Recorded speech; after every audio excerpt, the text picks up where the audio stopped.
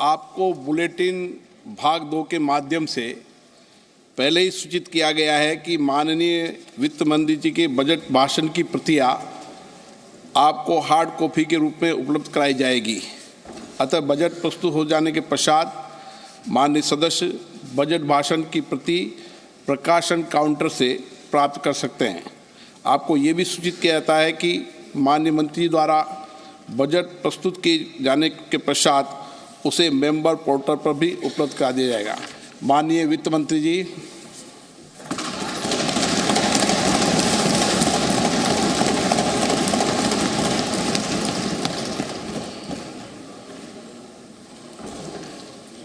Honorable Speaker, I present the interim budget for 24-25. पेश करती हूँ 2024-25 के लिए अंतरिम बजट है ये।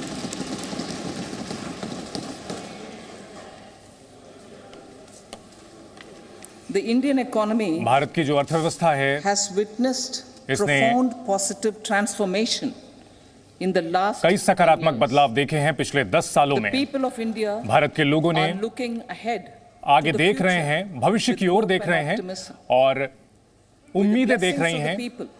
लोगों की आशीर्वाद से हमारी सरकार ने जब प्रधानमंत्री नरेंद्र मोदी के नेतृत्व में काम शुरू किया, 2014 में उन्होंने जब पद संभाला था, तो उसके बाद भारत के सामने बहुत सारी चुनौतियां थीं। तब सबका साथ और सबका विकास का मंत्र लेकर के प्रधानमंत्री नरेंद्र मोदी की सरकार ने उन चुनौतियों को पार किया और बिल्कुल सही तरीके से उनका सामना किया।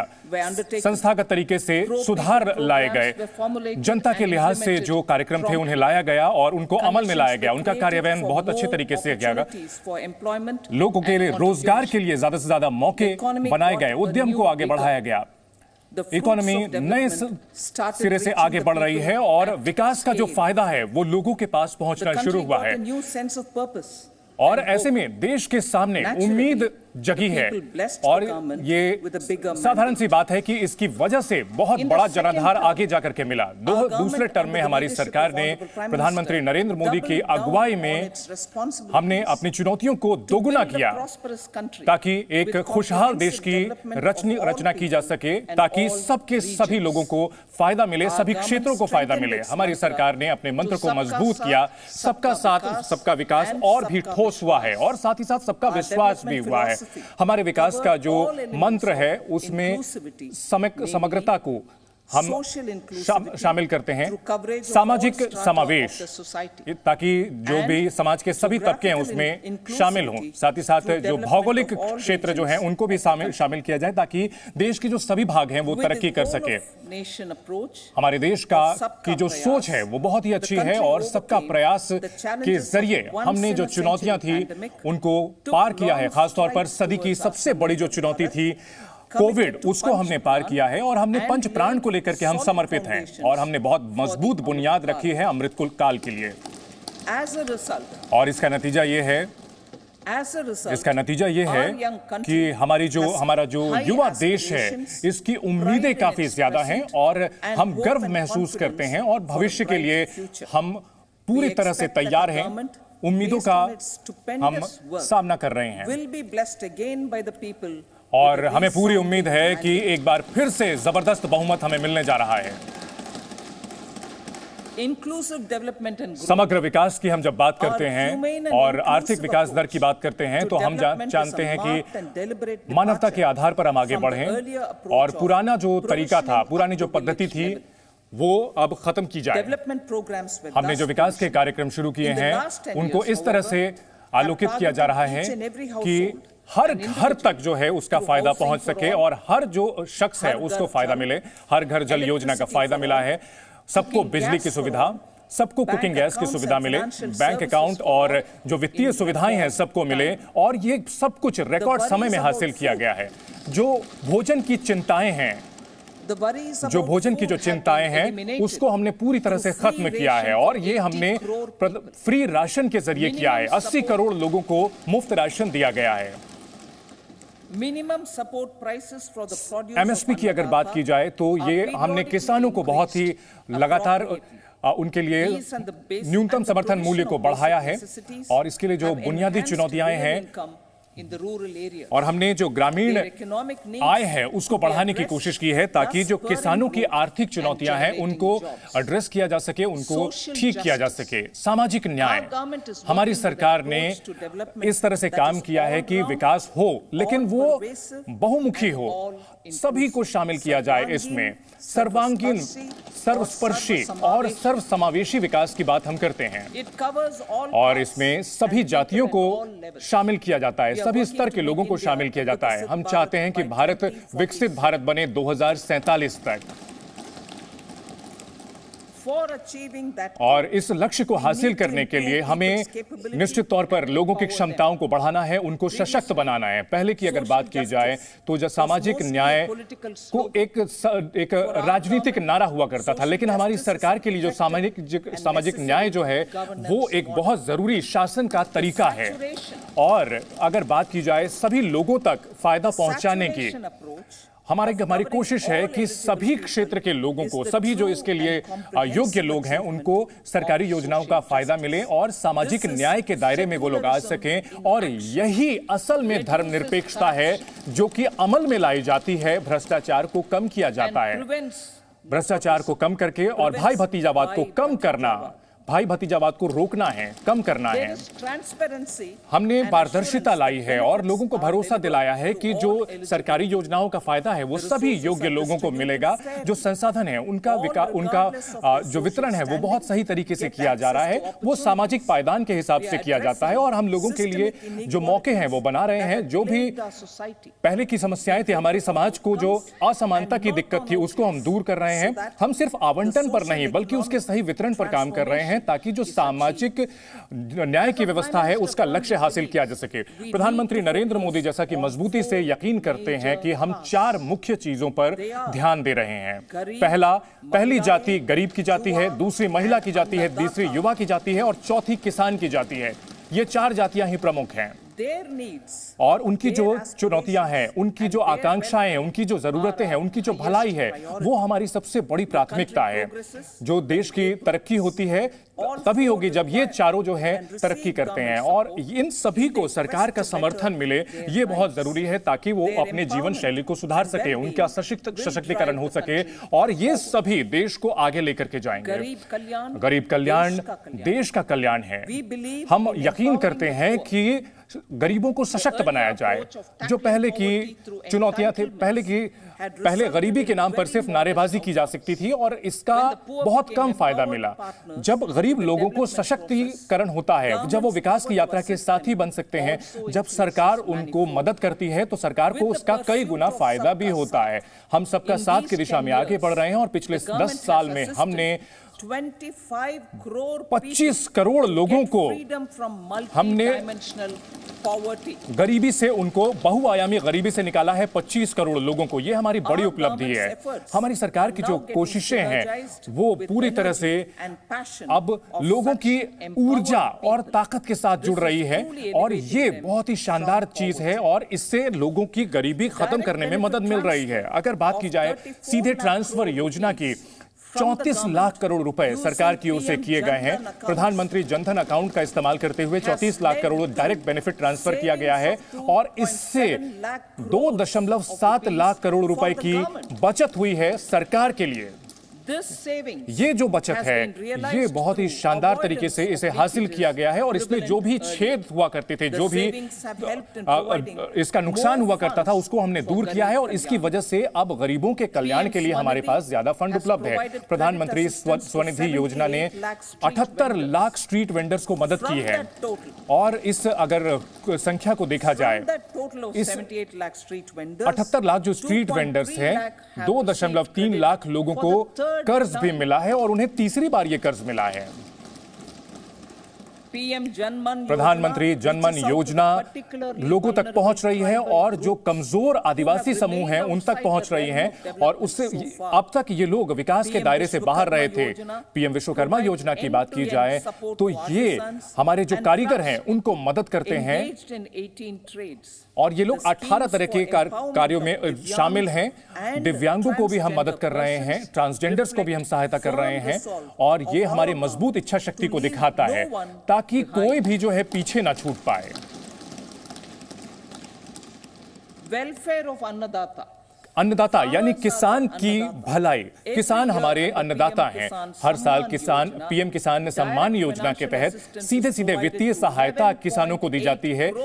11.8 करोड़ किसानों को सीधे सीधे इस योजना का फायदा मिलता है। इसमें जो सीमांत और जो छोटे किसान हैं उनको भी फायदा होता है। इसके अलावा फसल का की जो बीमा है वो भी पीएम फसल बीमा योजना के तहत उनको फायदा मिलता है। ये तमाम कदम ऐसे हैं। इसके अलावा अन्य कई योजनाएं भी हैं जिससे किसानों को बहुत फायदा मिल रहा है और देश के लिए वो अनाज उगा रहे हैं और सिर्फ देश के लिए ही नहीं बल्कि दुनिया के लिए उगा रहे हैं। अगर इलेक्ट्रॉनिक मार्केट की बात की जाए, मंडियों का नया निर्माण किया गया है और हम जो सेवाएं उपलब्ध करा रहे हैं उससे 1.8 किसानों को फायदा हो रहा है। 1.8 करोड़ किसान फायदा उठा रहे हैं और 3 लाख करोड़ से ज्यादा का उनको अब तक फायदा हुआ है। और ये जो सेक्टर है, ये जो क्षेत्र है, ये आगे तरक्की करेगा, आगे तेजी से विकास करेगा, इसमें उत्पादकता बढ़ेगी।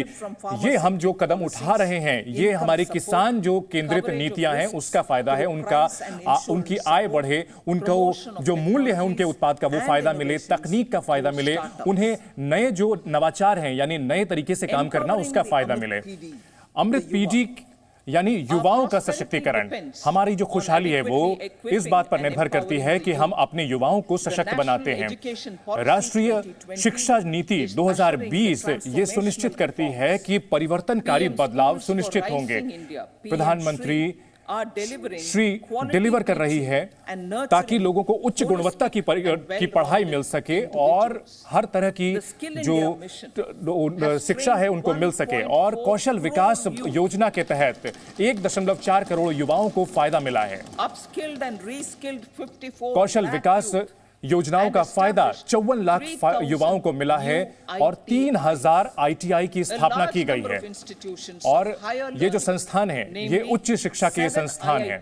7 IIT का निर्माण किया गया है, 16 ट्रिपल ITs का निर्माण किया गया है, 7 IIM का निर्माण किया गया है, 15 एम्स का निर्माण किया गया है, 390 यूनिवर्सिटीज की स्थापना भी की गई है।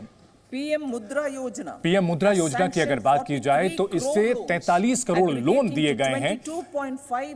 22.5 लाख करोड़ रुपए इसके तहत दिए गए हैं और इसका फायदा उद्यमों को मिला है।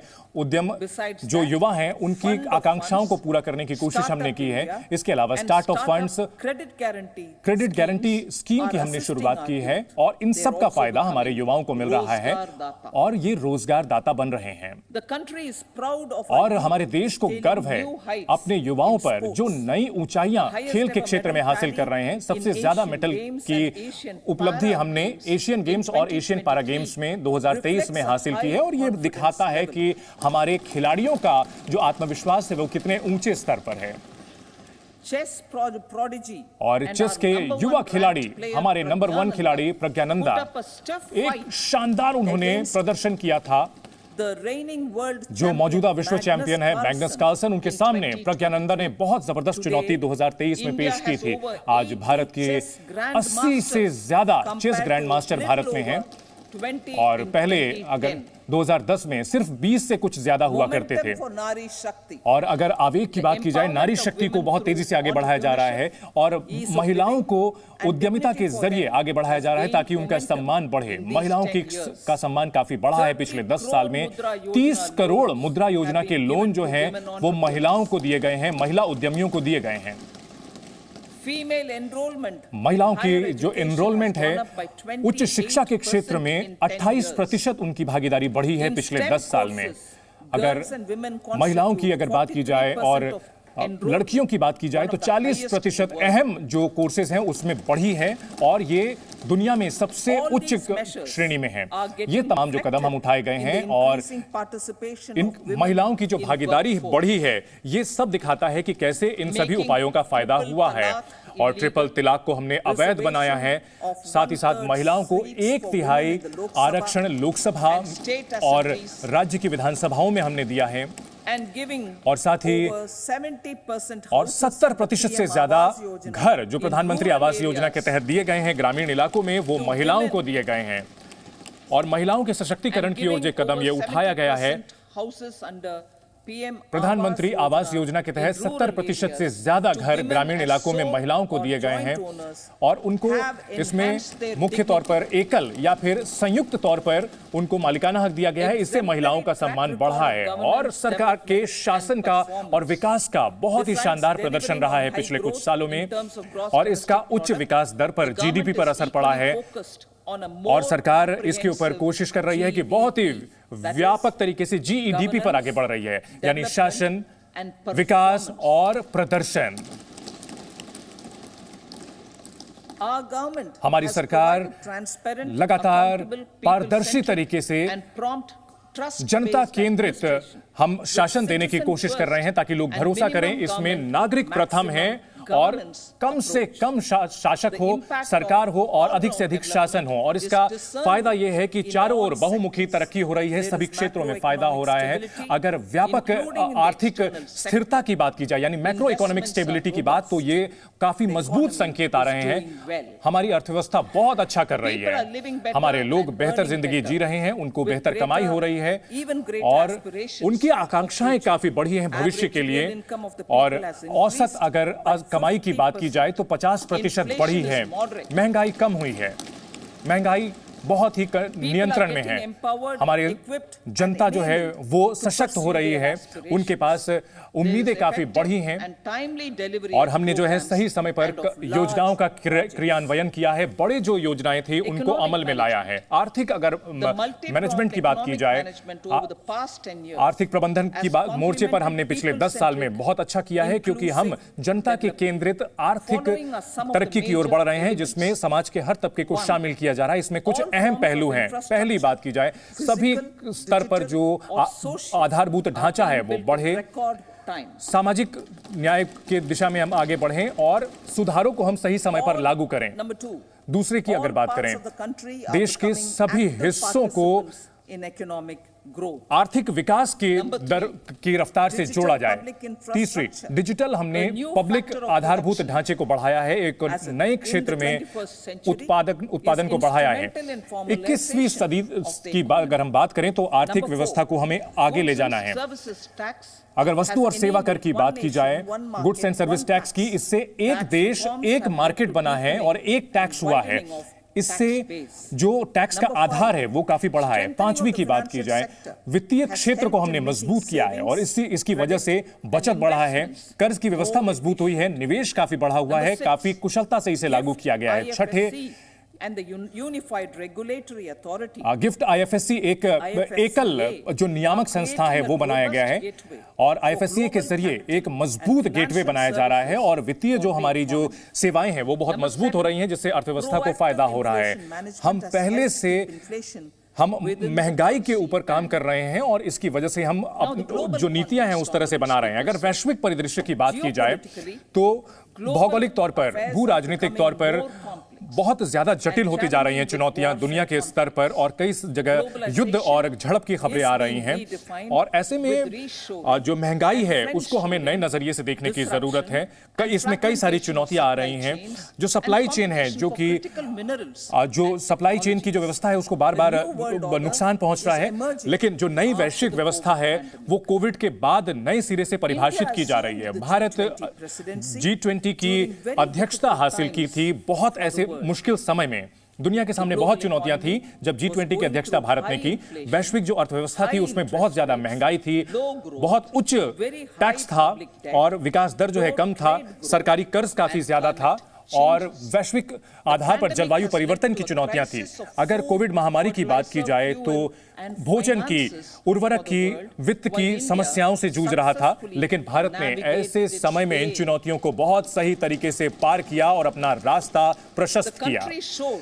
हमारे देश ने यह दिखाया कि आगे का रास्ता क्या हो सकता है और हमने एक राय बनाई। ऐसी जो चुनौतियां थी, जो वैश्विक चुनौतियां थी, उनका हमने सही तरीके से समाधान किया। हमने मिडिल ईस्ट यूरोप कॉरिडोर की बात की और एक बहुत ही रणनीतिक और आर्थिक तौर पर बहुत बड़ा गेम चेंजर साबित होने जा रहा है, न सिर्फ भारत के लिए बल्कि इसके साथ जुड़े दूसरे साझेदारों को भी इसका फायदा मिलेगा। प्रधानमंत्री नरेंद्र मोदी के शब्दों में अगर बात की जाए तो ये जो कॉरिडोर है, मैं उनको कोट करना चाहूंगी, ये विश्व विश्व व्यापार का बहुत बड़ा आधार बनने जा रहा है। अगले कई सदियों तक इसे ये काम आएगा और इतिहास हमें याद रखेगा कि हमने भारत की धरती से इसकी शुरुआत की थी।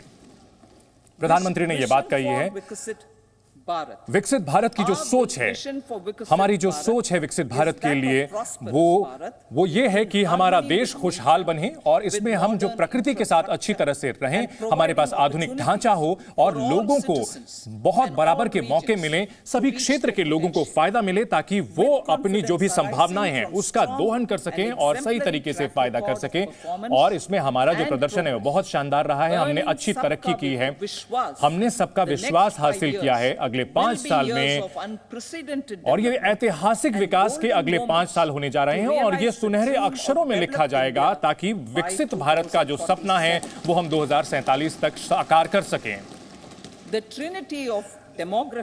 अगर हम बात करें, हमारे पास एक तिकड़ी है जिसमें कि जनसंख्या, लोकतंत्र और सबके प्रयासों की ये तिकड़ी है ताकि हम सभी की उम्मीदों को पूरा कर सकें, सभी की आकांक्षाओं को हम पूरा कर सकें। हमारे प्रधानमंत्री ने स्वतंत्रता दिवस के अवसर पर जो कहा था, हमारे पास चुनौतियों की कोई कमी नहीं है, हमारे पास जो मौके हैं उसकी भी कोई कमी नहीं है और हमारे पास जितने मौके आएंगे हम और ज्यादा, हमारा देश जो है मौके बनाएगा और आसमान ही एकमात्र सीमा है। स्काई इज द लिमिट, प्रधानमंत्री ने कहा। और इसके लिए हम जो रणनीति बना रहे हैं, हमारी सरकार ने जो आर्थिक नीतियां बनाई हैं वो ऐसी है कि जो टिकाऊ वृद्धि दर को, टिकाऊ विकास की ओर आगे बढ़ रहे हैं। इससे लोगों की उत्पादकता बढ़ रही है, लोगों के लिए मौके बढ़ रहे हैं, सभी को इसका मौकों का फायदा मिल रहा है। उनकी अपनी क्षमताओं को बढ़ाने में हम मदद कर रहे हैं और साथ ही साथ हम चाह रहे हैं कि जो संसाधनों का अच्छे तरीके से इस्तेमाल कर सकें ताकि जो है ऊर्जा हो, ऊर्जा के जरिए हम निवेश को आगे बढ़ाएं। हम रिफॉर्म, परफॉर्म और ट्रांसफॉर्म यानी कि सुधार, प्रदर्शन और बदलाव की दिशा में आगे बढ़ रहे हैं और हम एक राय बना रहे हैं, सहमति बना रहे हैं राज्यों के साथ और तमाम इसमें जो हितग्राहक हैं उनके साथ हम आगे बढ़ रहे हैं ताकि इसका सही तरीके से क्रियान्वयन किया जा सके। हमारे लिए जो नीतियां बनाना है वो बहुत, हम चाहते हैं कि समय पर निपटाया जा सके और हम सभी वित्तीय व्यवस्था उपलब्ध कराना चाहते हैं सभी योजनाओं के लिए। जो छोटे और मध्यम उद्यमी हैं, एमएसएमई हैं, उनको हम सही तरीके से फंड उपलब्ध करा सकें ताकि वो सही तरीके से काम कर सके, वो माहौल बनाए। हम जो नियामक हैं उनको सरल करना चाहते हैं ताकि विकास जो है सही तरीके से आगे बढ़े और इस पॉलिसी का फायदा यही है कि विकास सही तरीके से हो सके। हम पंचामृत जो लक्ष्य है उसके साथ हम जुड़ रहे हैं। हमारी सरकार ये कोशिश कर रही है कि ज्यादा से ज्यादा आर्थिक विकास दर हासिल की जा सके और संसाधनों का अच्छा इस्तेमाल किया जा सके। हम ऊर्जा की सुरक्षा जो है सुनिश्चित करना चाहते हैं, लोगों को ज्यादा से ज्यादा ऊर्जा मिल सके और ताकि वो इसका वहन भी खर्च कर किफायती तरीके से कर सकें। हम चाहते हैं कि वित्तीय क्षेत्र जो है वो मजबूत हो, वो वित्तीय क्षेत्र यानी फाइनेंशियल सेक्टर बढ़े, लोगों के स्किल यानी कि उनका कौशल बढ़े और उनको जो नियामक है वो सरल तरीके से ये सुविधाएं उपलब्ध कराएं। एस्पिरेशनल डिस्ट्रिक्ट प्रोग्राम यानी आकांक्षिक जो जिले वाली योजना थी, हमने इन डिस्ट्रिक्ट जिलों को और ब्लॉक्स को आगे बढ़ाने की कोशिश की थी और वहां पर आर्थिक मौके बनाने की कोशिश की थी। हम जो पूर्वी क्षेत्र हैं उसकी तरक्की की ओर आगे बढ़ रहे हैं। हम चाहते हैं कि हमारा जो पूर्वी क्षेत्र है वो बहुत ज्यादा तरक्की करे और हमारे देश के विकास का वो प्रमुख कारक बने। पूर्वी क्षेत्र ये सुनिश्चित हम कर रहे हैं। प्रधानमंत्री आवास योजना ग्रामीण की अगर हम बात करें तो इसके सामने बहुत सारी चुनौतियां थी कोविड की वजह से, लेकिन हमने जो क्रियान्वयन पीएम आवास योजना ग्रामीण को आगे बढ़ाया और हम लक्ष्य हासिल करने के करीब हैं। 3 करोड़ घरों का जो लक्ष्य था ये हासिल करने के हम करीब हैं। 2 करोड़ और घरों को इसमें अगले 5 साल में जोड़ा जाएगा ताकि जो लोगों की जरूरतें हैं उनको पूरा किया जा सके। लोगों की जरूरतें बढ़ रही हैं, परिवार बढ़ रहा है, इसलिए 2 करोड़ और घर उपलब्ध कराए जाएंगे। छत पर सोलर योजना और मुफ्त बिजली की जो योजना है, रूफटॉप सोलर योजना जो है ये बहुत शानदार है। 1 करोड़ घरों को ये सुविधा उपलब्ध कराई गई है और इससे लगभग 300 यूनिट मुफ्त बिजली हासिल कर रहे हैं प्रति महीने। ये जो योजना है ये बहुत ही अच्छी है और ये प्रधानमंत्री नरेंद्र मोदी की मजबूत इच्छा शक्ति का हिस्सा है। और राम मंदिर अयोध्या में जब प्राण प्रतिष्ठा हो रही थी तो प्रधानमंत्री ने जो बात कही थी ये उसी के अनुरूप है। are expected. और आगे इससे निम्नलिखित जो है फायदे हो सकते हैं। लगभग 15 से 18,000 सालाना हर घर को फायदा मिलेगा फ्री सोलर इलेक्ट्रिसिटी से, मुफ्त सौर योजना से, और जो वितरण कंपनियां हैं उनको भी सरप्लस बिजली हासिल होगी। जो इलेक्ट्रिक व्हीकल हैं, इलेक्ट्रिक जो गाड़ियां हैं, उनकी चार्जिंग को लेकर के उद्यम के क्षेत्र में काफी नए मौके बन रहे हैं, क्योंकि नए वेंडर इससे जुड़ रहे हैं जो कि सप्लाई और इसमें जो स्थापना की जा रही है वो इसमें जुड़ रहे हैं। जो युवा हैं जिनके पास ऐसा कौशल है जो कि इसके मेंटेनेंस से जुड़ सकते हैं, इंस्टॉलेशन से जुड़ सकते हैं, उनको फायदा मिल रहा है। मध्यम वर्ग को हम घर की योजना, मिडिल क्लास के जो भी योग्य लोग हैं, जो भी इसके लाभार्थी हो सकते हैं, हम चाहते हैं कि जो लोग भी किराए के मकान में रह रहे हैं या फिर झुग्गी झोपड़ी में रह रहे हैं या फिर अनधिकृत कॉलोनीज में रहे हैं, वो लोग अपना मकान बनाएं या फिर खरीदें। ये हमारी योजना है।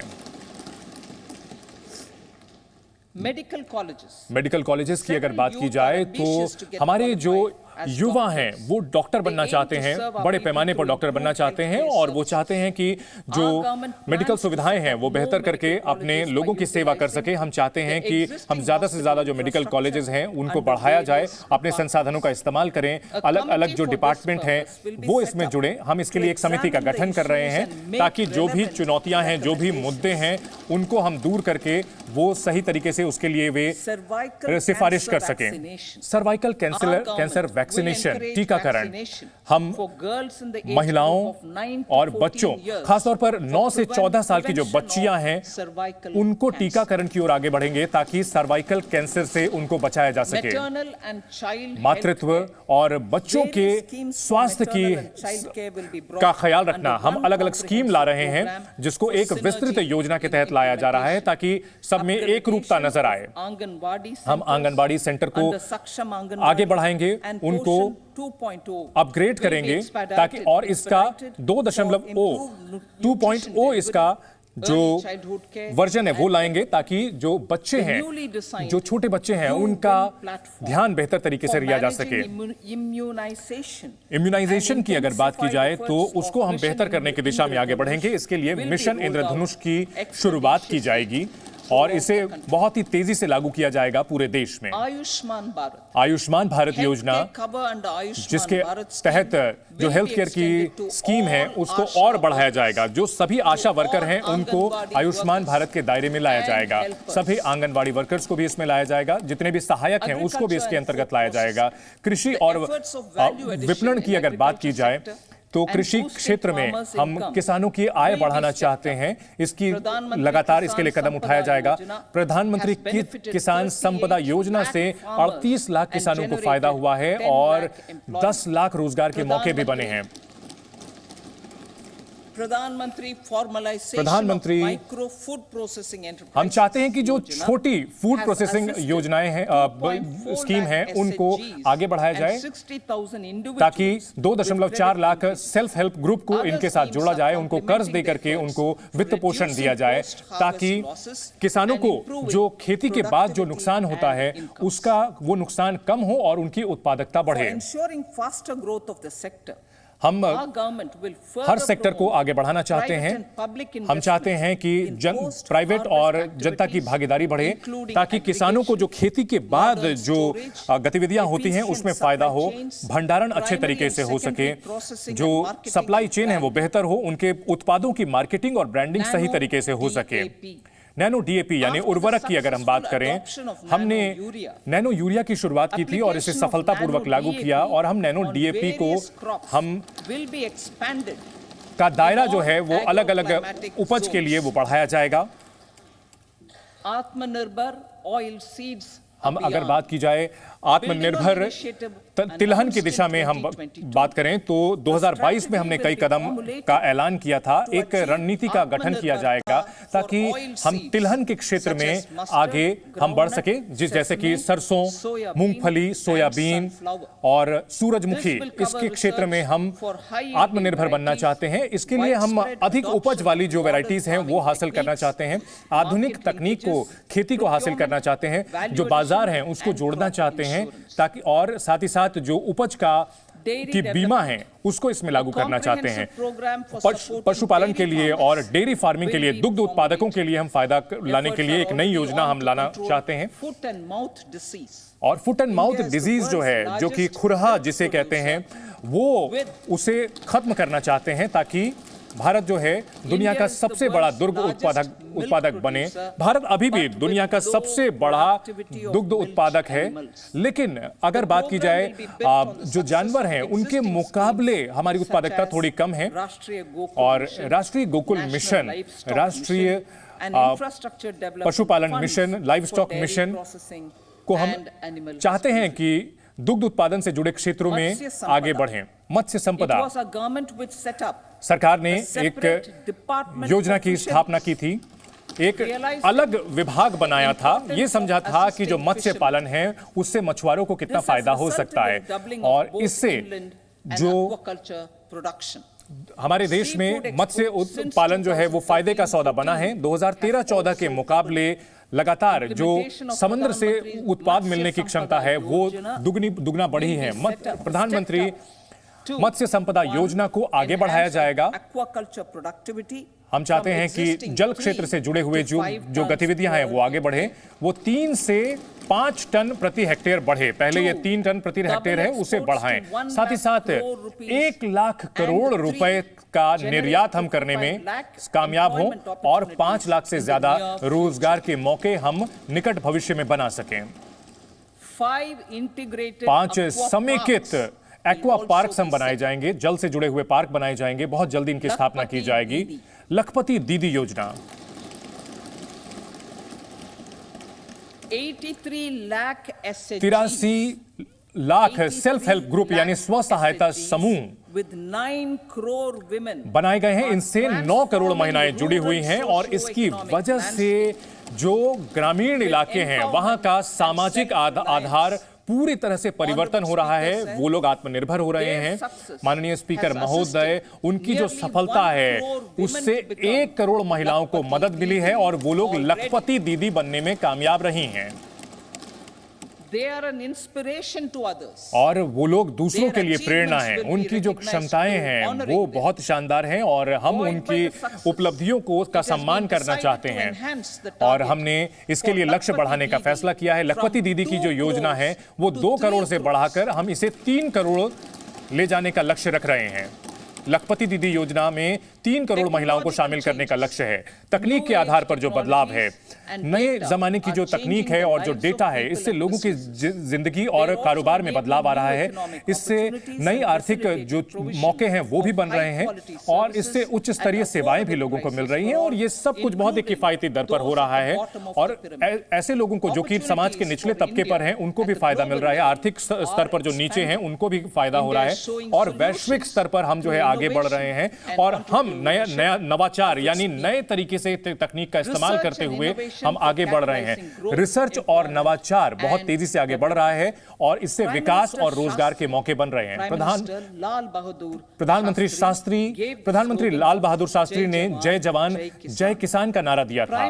प्रधानमंत्री वाजपेयी ने जय जवान जय किसान और जय विज्ञान का नारा दिया था और प्रधानमंत्री नरेंद्र मोदी ने इसे और एक आगे बढ़ाया है। जय जवान जय किसान जय विज्ञान और जय अनुसंधान प्रधानमंत्री नरेंद्र मोदी ने उसमें जोड़ा है। और अगर इनोवेशन यानी नवाचार की बात की जाए तो वो आधार है विकास का। हमारे जो युवा हैं वो तकनीक के क्षेत्र में बहुत ही अग्रणी हैं। हमारे युवा जो तकनीक में माहिर हैं उनके लिए एक स्वर्णिम काल होगा, क्योंकि 1 लाख करोड़ रुपए की एक राशि वो स्थापित की जाएगी। इसमें 50 साल का ब्याज मुक्त ऋण दिया जाएगा और इसके जरिए जो है लंबे समय के लिए उन्हें वित्त उपलब्ध कराया जाएगा, फाइनेंस उपलब्ध कराया जाएगा।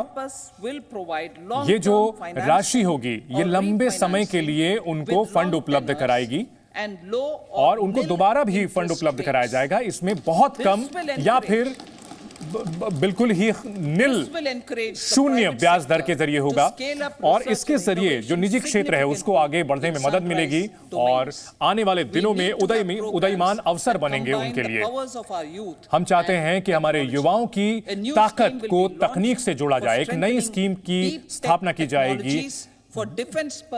हम रक्षा के क्षेत्र में तकनीक को बेहतर करना चाहते हैं और आत्मनिर्भर भारत की ओर बढ़ना चाहते हैं। अगर हम आधारभूत ढांचे के बेहतर की बात की जाए तो हम कैपिटल एक्सपेंडिचर यानी पूंजीगत व्यय को हमने पिछले 4 साल में 3 गुना किया है और इसकी वजह से बहुत ज्यादा फायदा हुआ है अर्थव्यवस्था में और इससे बहुत ज्यादा रोजगार के मौके बने हैं। और अगले साल के लिए अगर आवंटन की बात की जाए तो हम इसे और बढ़ा रहे हैं और 11.1% हम बढ़ा रहे हैं पूंजीगत व्यय यानी कैपिटल एक्सपेंडिचर को, यानी 11,11,000 करोड़ 111 करोड़ से ज्यादा बढ़ाया जा रहा है। ये हमारी अर्थव्यवस्था का 3.4% होगा। रेलवे की अगर बात की जाए तो 3 रेलवे के जो कॉरिडोर प्रोग्राम हैं उनको 3 कॉरिडोर प्रोग्राम को लागू किया जाएगा। इसमें ऊर्जा, सीमेंट और कॉरिडोर को जोड़ा जाएगा, पोर्ट कॉरिडोर को भी जोड़ा जाएगा। इसके अलावा हाई डेंसिटी ट्रैफिक कॉरिडोर को भी जोड़ा जाएगा। इन सबको पीएम गति शक्ति योजना के तहत आगे बढ़ाया जाएगा ताकि बहुउद्देशीय बहुआयामी जो है कनेक्टिविटी यानी संपर्क बढ़ सके। इससे लागत घटेगी और ट्रैफिक भी कम होगा और जहां पर बहुत ज्यादा ट्रैफिक होता है उन कॉरिडोर्स में जो हमें जो स्पीड है वो बढ़ाने को मौके मिलेंगे और साथ ही साथ जो यात्री हैं उनकी सुरक्षा भी बेहतर हो पाएगी और जो कंजेशन यानी ट्रैफिक ज्यादा है वो कम होगा। इन तीनों योजनाओं को बिल्कुल हमारी अर्थव्यवस्था को बहुत तेजी से बढ़ाएंगे और जो लागत का हमारा खर्च है वो काफी कम होगा। 40,000 नॉर्मल रेल बोगीज 40,000 सामान्य रेल बोगियों को बदला जाएगा, वंदे भारत के स्तर पर ले जाया जाएगा। टू एनहांस सेफ्टी, हम सुरक्षा को बढ़ाना चाहते हैं एंड कंफर्ट और चाहते हैं कि जो यात्री हैं उनकी सुविधा बढ़े, उनकी सुरक्षा बढ़े। और अगर बात की जाए उड्डयन क्षेत्र की तो पिछले 10 सालों में हमारे उड्डयन क्षेत्र में यानी हवाई क्षेत्र में क्रांतिकारी बदलाव हुए हैं। एयरपोर्ट की संख्या 49 तक पहुंच गई है। हमने जो वायु संपर्क है उनको टियर 2 और टियर 3 स्कीम तक भी आगे बढ़ाया है। इन सबको उड़ान स्कीम के अंतर्गत बढ़ाया गया है। 517 नए रूट्स की स्थापना की गई है और इसमें 1,30,00,000 से ज्यादा जो यात्री हैं वो सफर कर रहे हैं। जो भारतीय कैरियर्स हैं यानी भारतीय कंपनियां हैं वो बहुत ही सतर्क रहकर और बहुत तेजी से उन्होंने काम किया है। 1,000 नए विमान उन्होंने खरीदे हैं और ये जो विस्तार हो रहा है, हमने जो मौजूदा हमारे एयरपोर्ट हैं उनका हम विस्तार कर रहे हैं और साथ ही साथ नए एयरपोर्ट की स्थापना की ओर बहुत तेजी से आगे बढ़ रहे हैं। मेट्रो और नमो भारत की अगर बात की जाए तो हमारा जो मिडिल क्लास है यानी मध्यम वर्ग है वो बहुत तेजी से बढ़ रहा है। मेट्रो रेल और नमो भारत जो है वो इसमें बहुत अहम भूमिका निभा सकते हैं और इस पूरी योजना को हम आगे बढ़ाएंगे और खासतौर पर जो मास पर ग्रीन एनर्जी लोगों को हम परिवहन के क्षेत्र में आगे बढ़ा रहे हैं। इसके अलावा ऊर्जा के क्षेत्र में हम कार्बन को जीरो एनर्जी की ओर आगे बढ़ना चाहते हैं। हमारे देश के गणतंत्र के 75वें साल में हमने ये प्रधानमंत्री ने कहा था कि हम राष्ट्रीय विकास के लिए समर्पित हैं। हम चाहते हैं कि लोग नई आकांक्षाएं करें, नए लक्ष्य हासिल करें और भारत आगे नई चुनौतियों के लिए तैयार है और ये हमारा कर्तव्य काल भी है। Every challenge of the pre-2014 से पहले जितनी भी चुनौतियां थी उनको हमने पार पा लिया है और हमने आर्थिक प्रबंधन बेहतर किया है और हमने बेहतर शासन दिया है। हम एक टिकाऊ आर्थिक वृद्धि की दर बहुत तेजी से आगे बढ़ रहे हैं और इसके लिए हमने सही नीतियां अपनाई हैं, हमारी नीयत सही है और हमने सही कदम उठाए हैं। हमने जुलाई 2024 के जो फुल बजट में हम पेश करेंगे उस वक्त हम एक विस्तृत रोड मैप प्रस्तुत करेंगे विकसित भारत के लिए। revised its estimates. और संशोधित जो एस्टिमेट है 2023-24 का जो रिवाइज्ड एस्टिमेट है कुल प्राप्ति जो कि कर्ज के अलग है वो 27.65 लाख करोड़ है। इसमें से टैक्स प्राप्तियां 23.24 लाख करोड़ रुपए है। और संशोधित एस्टिमेट की अगर बात की जाए 44.90 लाख करोड़ रुपए खर्च है संशोधित।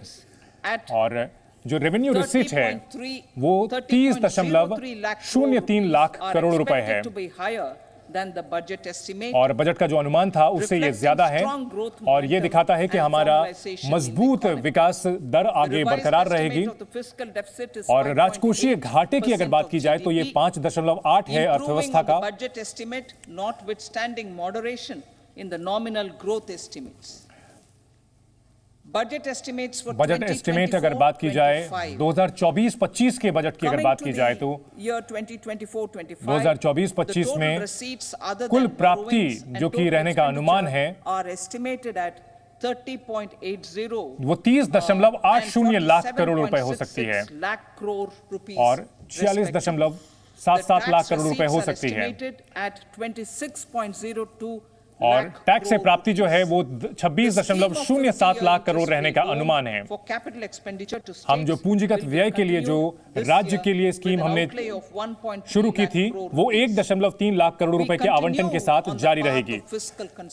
हम जो वित्तीय मजबूती की ओर हम आगे बढ़ते रहेंगे, जैसा कि हमने 2021-22 में ऐलान किया था।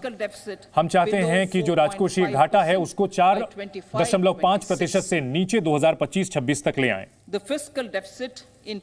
जो राजकोषीय घाटा 2024-25 में जो रहने का अनुमान है वो 5.1% रह सकता है जीडीपी का। सकल घरेलू उत्पाद का 5.1% रह सकता है। अगर सकल कर्ज की बात की जाए तो 24-25 में उसका अनुमान है वो 14.13 लाख करोड़ हो सकता है।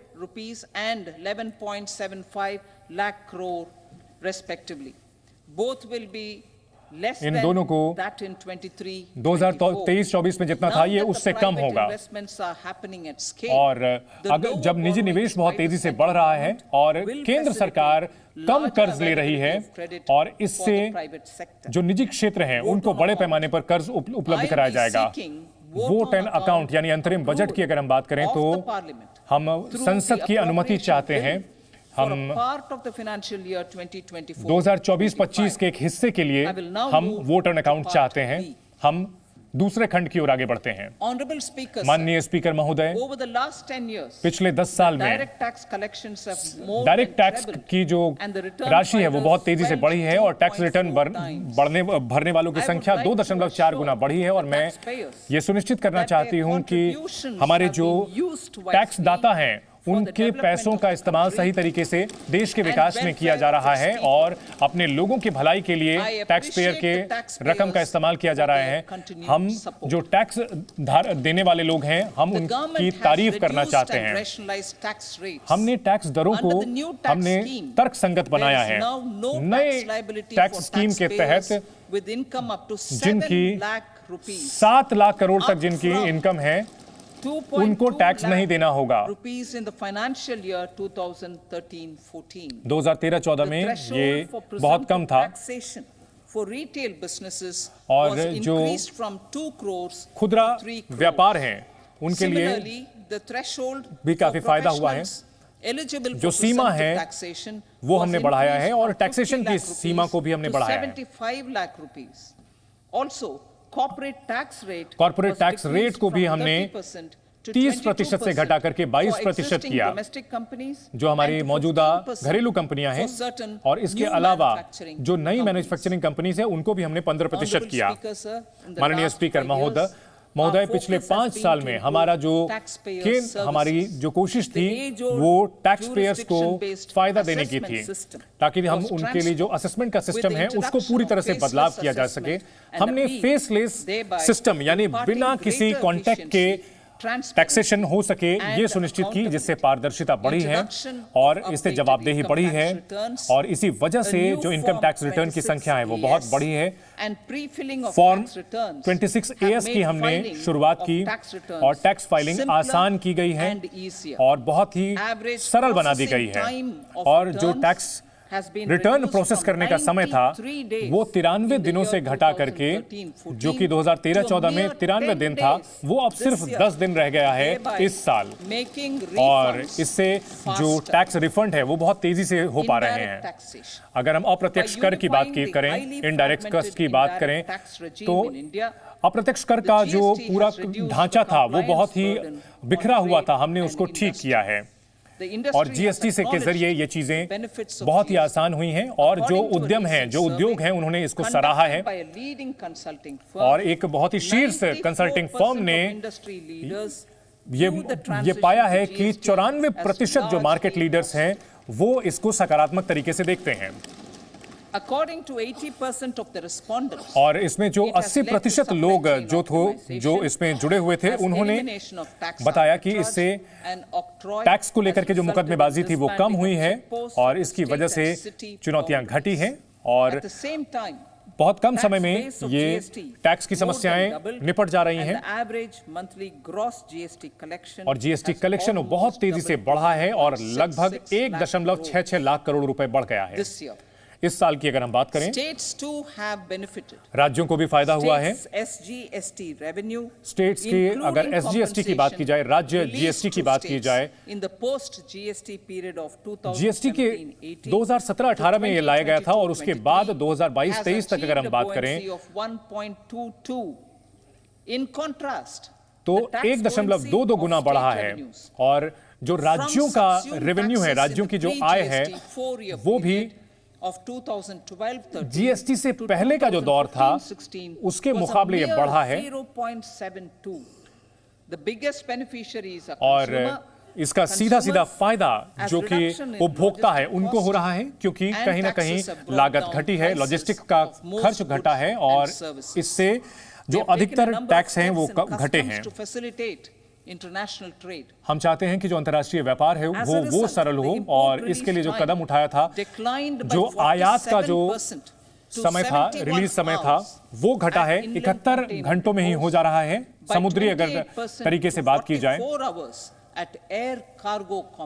और जो एयर कार्गो की जो सुविधा है उसमें भी 44% की कमी आई है, और समंदर के बंदरगाह में भी वहां से आयात में सुगमता हुई है, समय कम हुआ है। जब राष्ट्रीय टाइम रिलीज स्टडीज की शुरुआत की गई थी, तब टैक्स को लेकर के टैक्स प्रपोजल्स की अगर बात करें तो हम नियमों का पालन कर रहे हैं, और हमने टैक्सेशन में कोई बदलाव नहीं किया है, और हम चाहते हैं कि जो सेम टैक्स रेट है, जो पुराने टैक्स रेट है वही बहाल रहेंगे। हम परंपरा का पालन कर रहे हैं, और इंपोर्ट ड्यूटी यानी आयात शुल्क जो है वो भी वही बरकरार रहेगा पहले की तरह। हालांकि कुछ स्टार्टअप्स को जो है वो टैक्स बेनिफिट हम देना चाहते हैं। जो सॉवरेन पेंशन फंड्स हैं उनको हम कुछ फायदा दे रहे हैं, कुछ आईएफएससी यूनिट्स को भी हम फायदा दे रहे हैं। कुछ जो हम छूट की सीमा थी वो 2024 को खत्म हो रही 31 मार्च को, उसको हम आगे जारी रखना चाहते हैं, और इसलिए हम इस समय सीमा को बढ़ाकर 31/3/2025 कर रहे हैं। 31 मार्च 2025 तक उन स्टार्टअप्स को फायदा मिलता रहेगा। इसके अलावा सरकार की जो सोच है, हम चाहते हैं कि लोगों की का जीवन शैली आसान हो और कारोबार करने में आसानी हो। हम चाहते हैं कि जो टैक्स पेयर सर्विसेज हैं उसको बेहतर करें। नॉन वेरीफाइड, नॉन रिकंसाइल्ड और डिस्प्यूटेड टैक्स, बहुत सारे ऐसे हैं सीधे टैक्स वाली जो मांग है वो कम हो, और 1962 से कुछ टैक्स की जो है चुनौतियां हैं वो चली आ रही हैं, और इसकी वजह से जो बही खाता है उसमें कहीं ना कहीं समस्या आती है और रिफंड में दिक्कत आती है आने वाले समय में। तो माननीय स्पीकर महोदय, हम यहाँ पर जो पुराने डायरेक्ट टैक्स की डिमांड्स है जो 25,000 रुपए तक की है, जो 2009-10 तक से जुड़ी हुई है, for financial years 2010-11 और 2010-11 में भी जो 10,000 तक है उसको छूट दे रहे हैं 2014-15 तक। और 1 करोड़ से ज्यादा जो टैक्स पेयर हैं उसका फायदा मिलेगा। जो पुराने मामले हैं अटके हुए थे उनको हम वापस ले रहे हैं। अर्थव्यवस्था तब और अब की अगर बात की जाए 2014 में जब हमारी सरकार ने सत्ता संभाली थी तब हमारे सामने चुनौती थी कि अर्थव्यवस्था को सुधारें और इसके लिए कदम दर कदम हम आगे बढ़ें और जो शासन की व्यवस्था को दुरुस्त करें। और ये बहुत बड़ी चुनौती थी। उस वक्त हमारे सामने जरूरत थी कि हम लोगों को उम्मीद दें ताकि निवेश बढ़े और जो सुधार है उसके लिए हम मजबूत समर्थन इकट्ठा कर सकें। और हमारी सरकार ने बिल्कुल ये ऐसा किया है और हमने राष्ट्र प्रथम की नीति पर चलते हुए इसे हासिल किया है। और उस समय की जो चुनौतियां थी उनको हमने पार कर लिया है और अब जो देश की अर्थव्यवस्था है वो पूरी तरह से पटरी पर है और उच्च विकास दर की ओर आगे बढ़ रही है। और ये विकास दर टिकाऊ है और हम तेजी से विकास करेंगे। और हम फिर से दोहराना चाहेंगे, अब हम ये कह सकते हैं कि हम तब कहां थे, 2014 तक हम कहां थे और अब 2024 में हम कहां हैं। और हमने कई जो सबक लिए हैं और उस समय जो खराब व्यवस्था थी उससे हमने सबक लिया है। इसके लिए हम एक श्वेत पत्र भी सदन में रखेंगे, व्हाइट पेपर यानी श्वेत पत्र भी हम रखेंगे तब और अब के सिचुएशन को सामने रखते हुए। सरकार की जो शासन व्यवस्था है उसका बेहतरीन प्रदर्शन रहा है और बेहतरीन तरीके से हमने जो है लोगों को फायदा दिया है और इससे लोगों में सरकार के प्रति भरोसा बढ़ा है। और हमने यह सुनिश्चित किया है कि विकसित भारत का लक्ष्य हम हासिल करेंगे चाहे कुछ भी हो जाए और हम मजबूती से कदम उठाते रहेंगे। और इसी के साथ माननीय स्पीकर महोदय हम अंतरिम बजट को इस सदन के सामने रखते हैं। जय हिंद। जी न्यूज़।